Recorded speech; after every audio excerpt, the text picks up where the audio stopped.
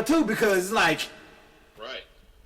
That is guilty by association. No offense, but if we ever rob a bank and I'm sitting in the back seat and you come out into the car, I'm singing like a bird when they ask me who did it. Yeah. Just know that. Yeah. No, actually, vice versa. If it ever happen, I will I will literally beat you up. So I would try to beat you up. They be like, oh shit, well, I guess he had to do with it because he was mad because I got caught up. I was like, I got caught up in this. I mean, play the victim. But, right, exactly. But we have, that's just it. Those walls and those barriers are still there. We act like we try to sit down and act like they're not, right? Right. Like if you don't, there's all. You froze, brother. You froze. They don't want to seem like they're siding with anybody or whatever. Mm-hmm. And that's fucked up too because, like, if you see injustice, you have to call it out. That's your duty. Yeah. As a human being. Yeah, human being and your civic duty. Especially Christians. Like, if you're a Christian, if you follow God and you follow Jesus, like, why are you not out there marching against this? Right. This is not.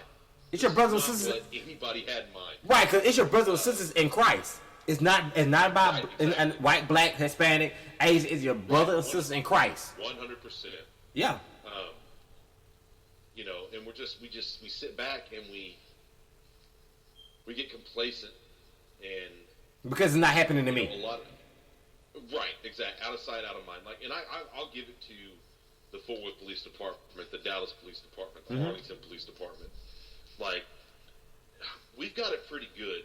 Yep, we do. As far as cops go, like when the cops got shot in Dallas. Yeah. I'm like, why the hell would you do that here? Like why? Why?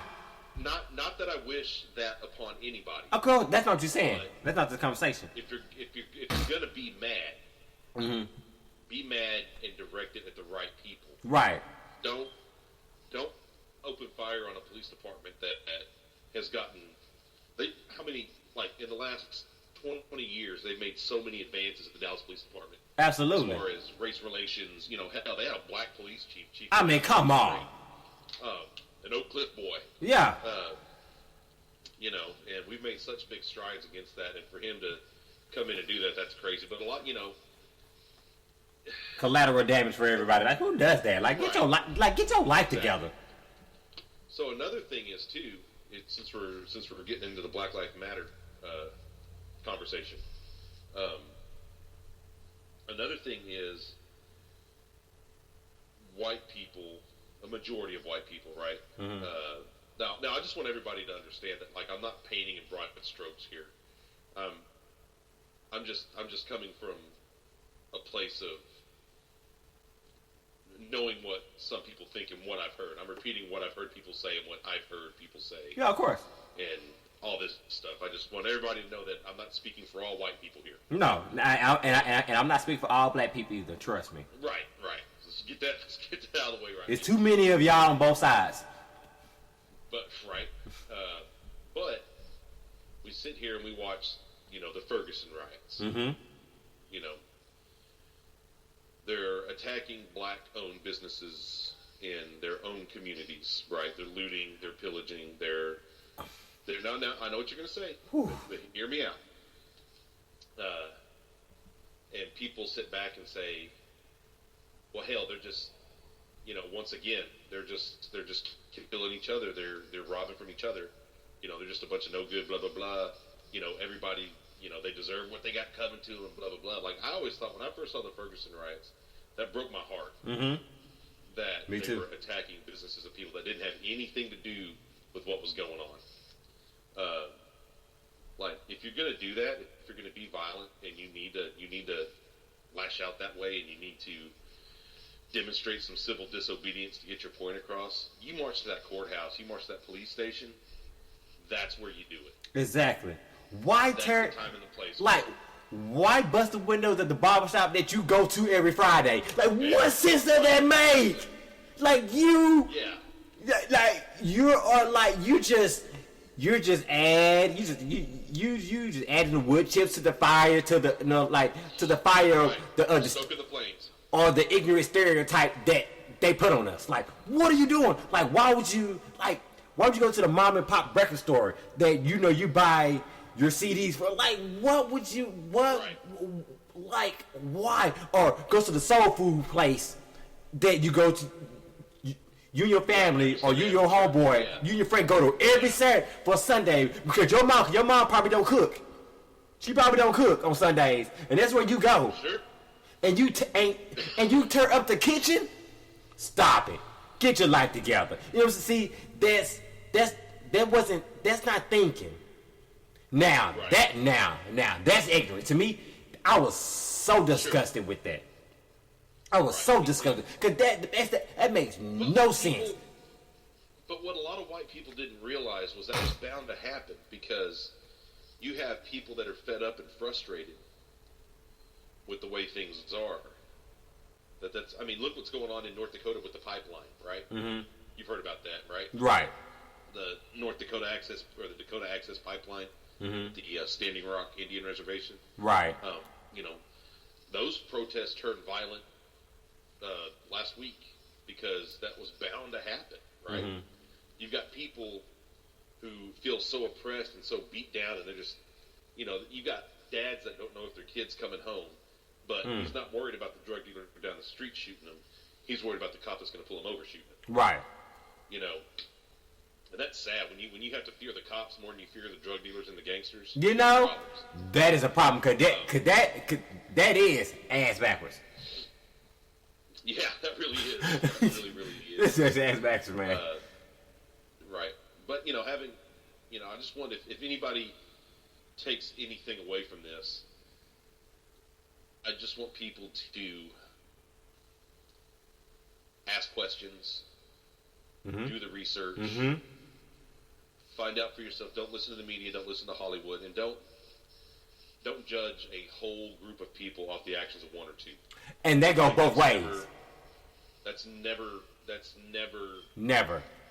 done anybody any good. Apparently, because look at where we at now. Look at the state we're in there, and don't because one bad apple does not spoil the whole bunch, or a couple apples does not spoil the whole bunch, and that's just point blank. That's how I feel. Just because I can, like, for example, I can be like, because I'll give you a perfect example.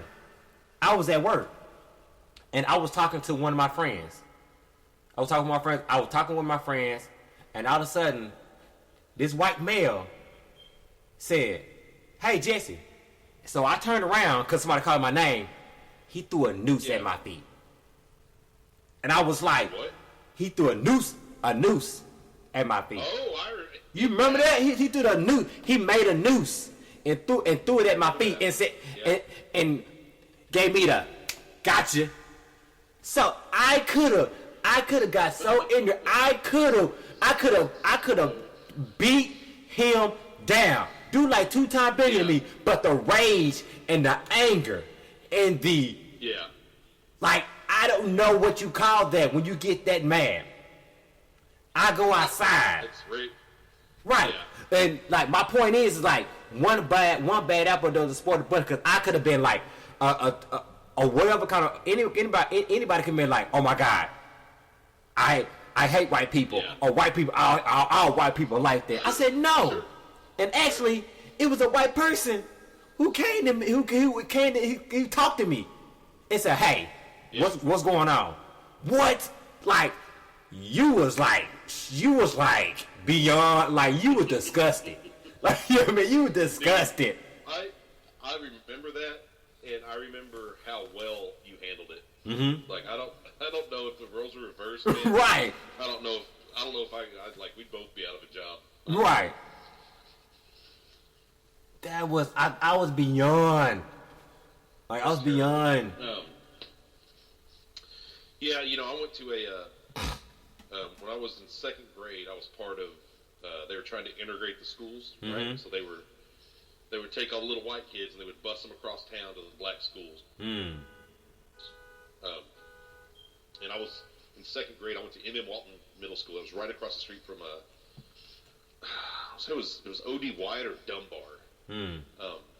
But both of those schools are in pretty, at the time, they were pretty terrible parts of Fort Worth. Fair enough. You know, as close as Fort Worth could come to an inner city, I guess.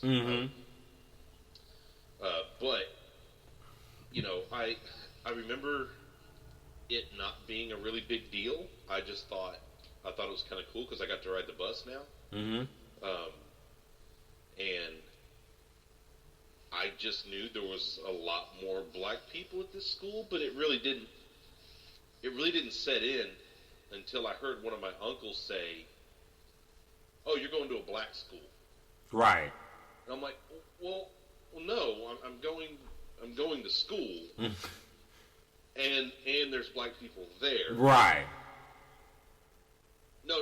Yeah, they're trying to integrate the schools. I was like, well, what's integration? It's like, well, they're trying to mix they're trying to get the black kids to go with the white kids and vice versa. I was like, well, why do they need to do that? Why can't they just come to our school?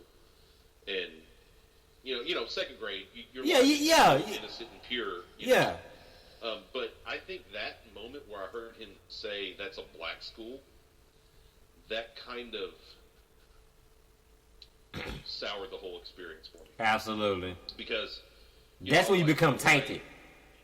Right, exactly. And there was only like 5 or 6 other white kids that went to that school. I'll say there's probably a total of 20 white kids in that school, and like they didn't have a problem, and they never got it. I guess they never got it pointed out to them. But after that, I was like, I'd tell my friends and family and stuff like, yeah, I go to a black school. And that's such a shitty thing. Wow. Yeah. To like characterize that school as, but it happened. So, but I didn't get picked on. I didn't, I heard the term even from second graders on up. I think it was 2nd through 5th grade in that school. I heard the term white boy a lot, but that's not insulting. But it's just, it becomes an identifier. Yeah, and that's the problem. So I took that with me through probably 6th grade, right? When I, first time in middle school, I was the heavy metal kid with the long hair and the trench coat and the Metallica T-shirt, right? All that stuff, and that's I think middle school is a lot of kids' first exposure to, like, white kids break off and hang out by themselves. Black kids break off, hang out by themselves. The Mexican kids break off and hang out by themselves. Yeah. You're naturally drawn to your own tribe, so to speak. Right? Yeah. What you look like.